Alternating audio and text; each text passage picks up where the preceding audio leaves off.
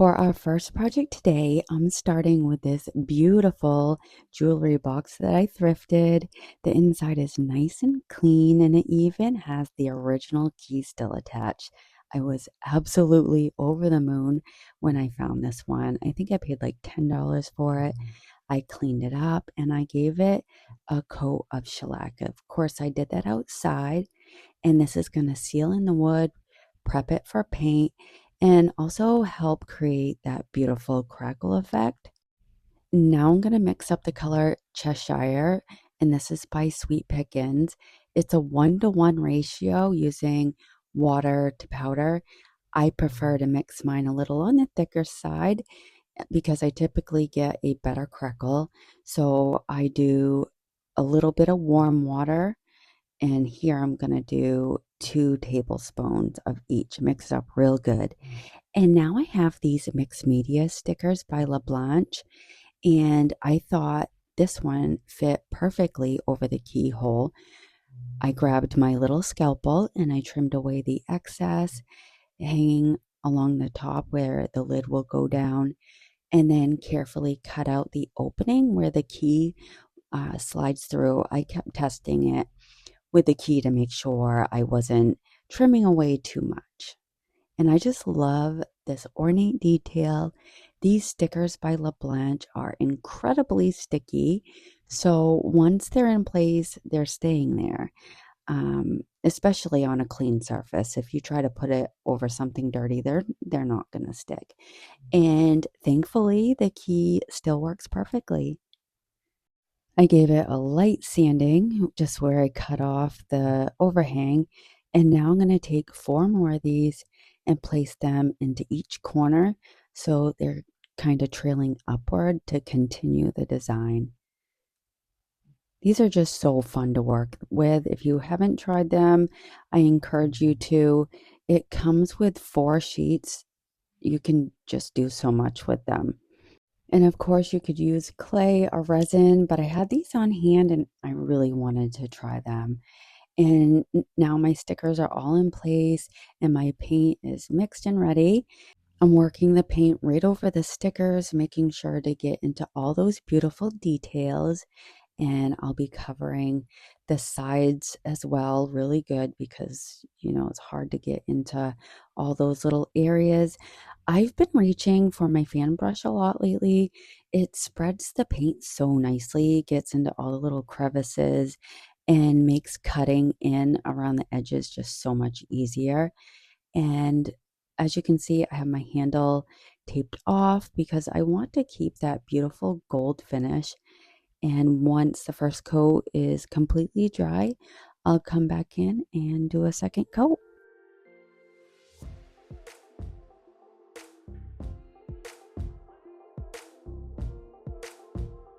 Now that my paint is dry, I'm going to go in and do some light sanding. Just before I started, I noticed the milk paint didn't want to adhere to the stickers, so I was able to gently flake almost all of it away, which actually gave me a little bit of relief because I'm going to go in later and go over them with something else. Also doing a little distressing around the edges, but I'm keeping it subtle. I don't want to overdo it with this. And there was just a few areas where the paint kind of flaked off a little more. And I'm wondering if I didn't get the shellac in there good, but it all works out. Next, I'm going to seal everything in with some Extreme Guard. You want to make sure that you seal in your milk paint because it's water soluble, and if it gets wet, it's going to reactivate that paint and it's just going to fall off or wipe off. And you could go over it with liquid patina, Extreme Guard, Mod Podge, dark oil wax that's sold by Sweet Pickins. Just make sure you seal it in, okay? And now I have IOD's Fern Fables Transfer. This is from their spring release, or was it their summer? Maybe it was their summer release. And I just wanted to play around a bit with the layout. I thought this beautiful floral design would look lovely wrapping around the top. And as I apply the transfer, I'm rubbing it down with this little tool that comes in each one of your transfer packs. and just slowly pull back on that transfer vellum as I go. And one of the things I love most about these transfers is that you can cut them apart, rearrange the pieces, and really customate the design to fit your project. Now I'll just let you sit back and watch as I put all of this together.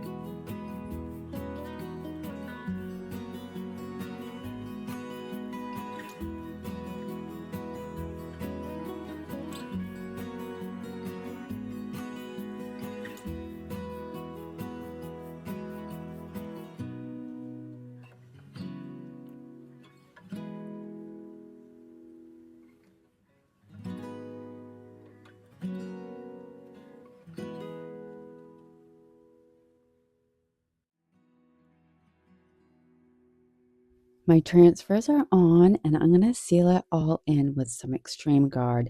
Now, this step isn't really necessary if you plan on going over it with an oil wax. This is just something I prefer to do. I just feel a little on the safer side to seal in my transfers first. It probably sounds counterintuitive, but it works for me. Now back to my stickers. I'm taking the color Antique Gold. It's a luxe metallic paint by Couture, and I'm going to give this 2 coats. This is such a beautiful gold. I think it paired nicely with the handle. And I had no problems at all with this paint. It went on beautifully, no flaking at all. I'm not sure if it was because I sealed everything in first with the extreme guard or if it was simply the type of paint I used. But either way, I was really happy with how it turned out. Now I'm going to go in with my Sweet Pickins dark oil wax. I'm going to go over the entire piece, let it sit for about 10 minutes, and then I'm going to wipe back the excess. And I'm also going to use my vintage antiquing paste all around the edges. I like to take my time and just blend and buff until everything looks, nice and soft. If you don't know Marla from Rust Rose's Vintage, she uses this all the time and she is an amazing creator. I'm a new seller on Whatnot, and this piece ended up selling for $30. After my costs, I made under a $20 profit. I'm okay with that, but I do think I probably could have gotten more for this. I'm still just trying to get a hang of things and prices, and I'm sorry I did not get a finished video of the project, but this is the mock-up that I created for my listing. Let me know what you think of my finished jewelry box, and I'd love to hear what you would have priced it at. On to project number two. I've had this shadow box for as long as I've had my cats, their litter mates. I had rescued them 7 years ago. And so on the front, the words had really started to fade. And I figured it was time to give it a new life. So I removed all the hardware. I took my little Cricut scraping tool and just removed the rest of the words that were on there. They came off so easy. And then I just cleaned the glass up a bit. I have more of those stickers, and these, you can cut these to fit your project. They remind me of what foam clay feels like when it dries, or maybe flexible paste. I cut them to fit all four corners.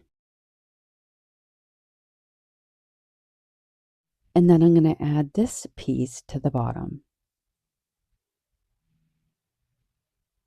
I'm going to give this 2 coats of the color Winchester by Fusion Mineral Paint. I have been reaching for this color so much lately. This little 1.25 ounce jar came in my Sonnets Makers box, and I've gotten so many projects out of it. It's definitely a color I'll be buying in a full-size jar because it just pairs so beautifully with many of Redesign's fiber papers. For this one, I'm going to use Timeless Charm. And what's great about these fiber papers is that you can change the orientation depending on your project. For this one, flipping it over, I don't think it makes too much of a difference. But here I have it. I'm going to use my nails to kind of figure out exactly where I want to cut my paper. And this stuff feels a lot like dryer sheets. I had a hard time describing what they feel like, and one of my subscribers mentioned dryer sheets. I'm like, yes, that's exactly what they feel like. As I'm tucking, I'm realizing that the back is a little bit loose. And so I just pulled it right out. It just popped right out. There's little nails sticking up out of that backing. It's going to make it so easy just to kind of knock it back into place. So this was a huge time saver. I didn't have to worry about over cutting or cutting too much. This was perfect. The backing to the shadow box is made of like a drop cloth fabric. So for this project, I'm going to use some Mod Podge. It's a little thicker, and I knew that fabric would soak up quite a bit of the medium. And I'm going to just apply a nice generous coat, spreading it all evenly and making sure to cover the edges really well. I don't want it lifting on me. I probably used a little bit more Mod Podge than I needed, but that's okay. It's going to stay put, right? And I placed the fiber paper right into that nice wet adhesive, smoothed everything out, and then sealed it in, applying another coat of Mod Podge on top.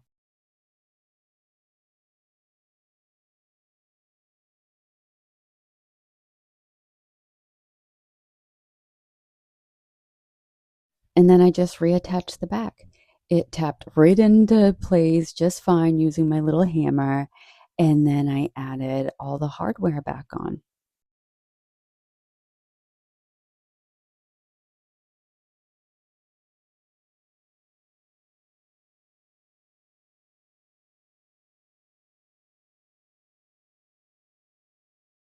To finish it off, I decided to use Paint Couture's Verde Green Glaze. I'm loving this stuff. I'm using this a lot too. I worked it all over the entire piece and then wiped back the excess, just leaving enough behind to highlight those details and add some richness to my paint. It's so beautiful.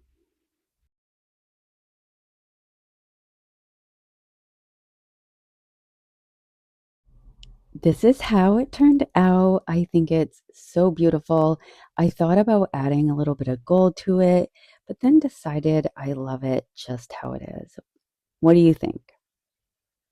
All right, for our last project, I got this sign at Hobby Lobby, 40% off. I think I paid like $6 for it. I started painting it the color Victorian Lace by Fusion, but then decided to switch it up with Waverly's chalk paint in the color Ivory.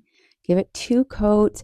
I have my drill here. I found the center and I'm just drilling a hole right down through. I have a piece of wood underneath just to make sure that I don't drill into my table. Now I have another fiber paper. Look at that beautiful burgundy color. It pairs so well with the color Winchester that we used in the last project. And so I'm going to cut this to fit. This one is called Crimson Elegance. Absolutely beautiful. Then I'm going to take my little scalpel here and carefully trim around the edges. I like to keep one hand firmly on the paper so it doesn't shift while I'm cutting. And once all that's trimmed up, I'll just set it aside for now. Next, I'm taking Catch's Gilding Glue, and that's by Redesign. And I'm going to apply it all around the frame, making sure to get the sides and the inside. And then I'm going to let it dry until it's nice and tacky.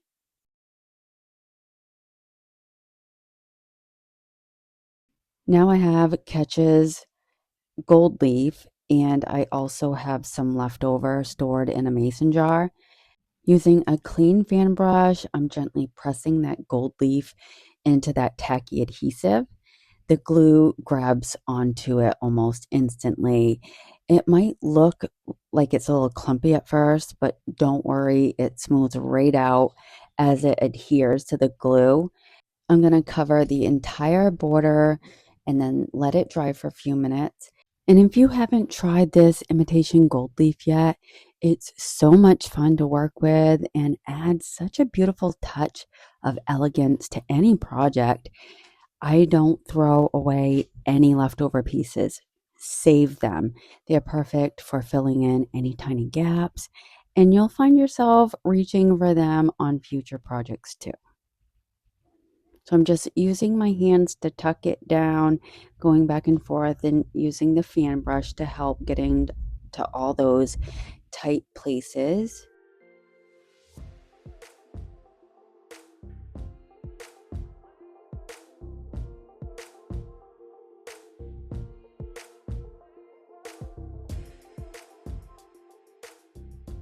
I'm going to leave it for a few minutes, just make sure that it's nice and dry.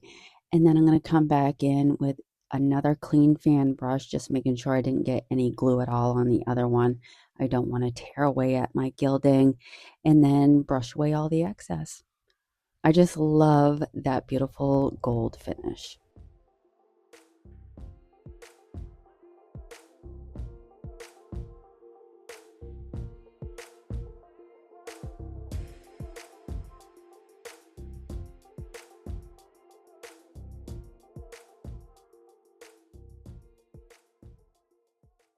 Now I'm going to apply a nice coat of Mod Podge, let it dry completely because this time we're using the iron-on method.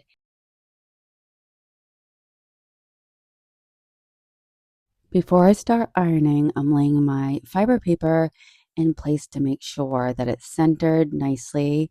Once you begin heating it, you won't be able to shift it around. Dollar Tree sells these handy little 6 by 6 inch parchment sheets, and they're perfect for protecting your project. You want to make sure you use some parchment paper. I'm using my little mini heat press, slowly working my way across the paper and taking my time to make sure that it's adhered really well. Want to make sure that you get as close to the frame as possible.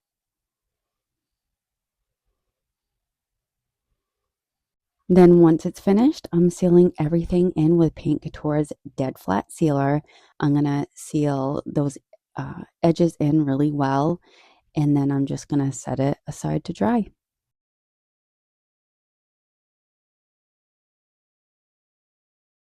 I also decided to go over the gold leaf. I wanted to kind of tone it down a little bit. I love that pop of gold. I just wanted to just decrease it just a little bit, and that did the trick. And then to frame everything and more, I'm using this beautiful thin velvet ribbon with some Aleene's tacky glue. I'm gluing it right where the frame meets the artwork, and I think it gives the piece such a soft, elegant finish, kind of just frames everything out more.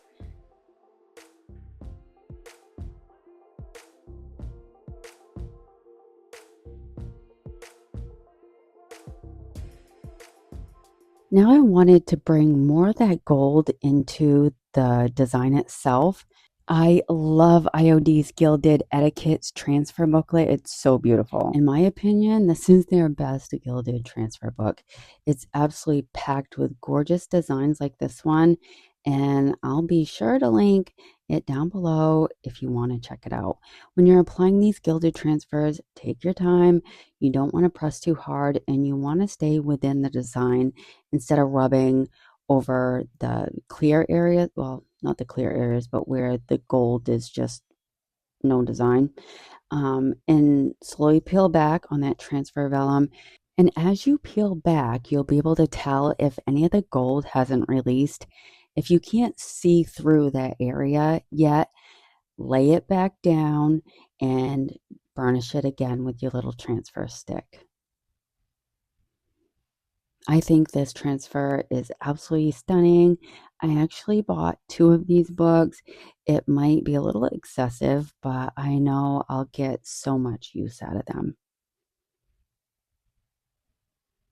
And then I just use my fingers to gently press it in, and then I'm going to seal it in again with more of that dead flat. And now I have this clock mechanism that I got on Amazon. I'll be sure to link that. And this is how it came out. I love this clock. If you're old school like me, you won't have any problem knowing what time it is. Let me know what you think of today's designs. Comment, like, and if you love it, hype me up. Thank you for spending time with me today. Until the next one, bye.